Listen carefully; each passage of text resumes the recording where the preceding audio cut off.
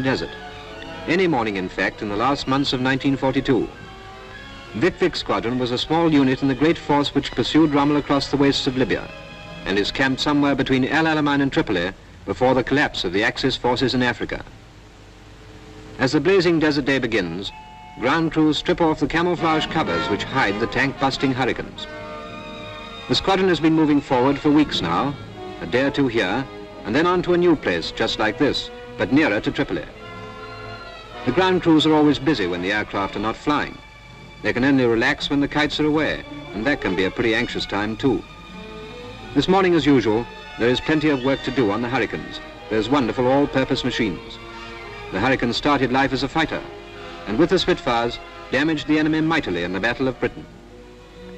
There are many modified fighter versions. Then came the Harry bombers, and now a new and formidable type, the Hurricane 2D, the tank buster. It is armored with two 40mm cannons slung under the main planes. These, the largest bore weapons yet fitted on any flying aircraft, weigh only 320 pounds. They fire 2.5-pound shells, and the aircraft also carries two .303 machine guns, a devastating total of firepower. The Hurricane 2D is part of our answer to the German tank warfare technique, and a pretty sound answer too. We've got plenty more tricks like this in store, just waiting till they're wanted. Quite a lot of any man's time in war is spent waiting, waiting until he's wanted, waiting to go into action. This very moment some tank busters are wanted in a hurry to go where the enemy has put some rear guard tanks to harass our forces.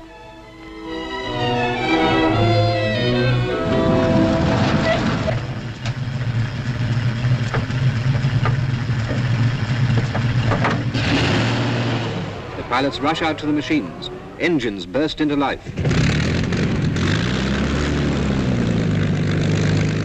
Chucks away. The can openers have a job to do, which won't wait. They taxi out.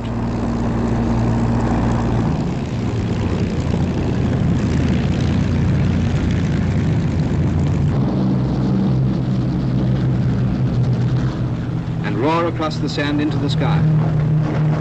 Most of the tank busters' pilots are old desert campaigners, for their aircraft were first in action in June 1942 after months of experimental work.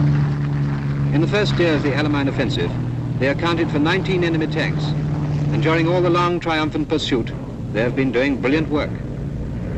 Their job calls for skill and courage of a high order. Low over the desert they fly, low over the mechanized columns of our advancing army.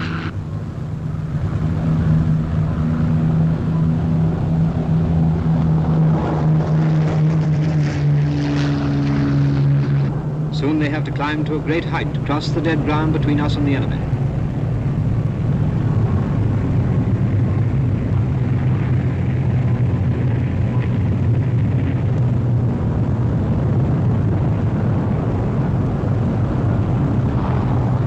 Target below.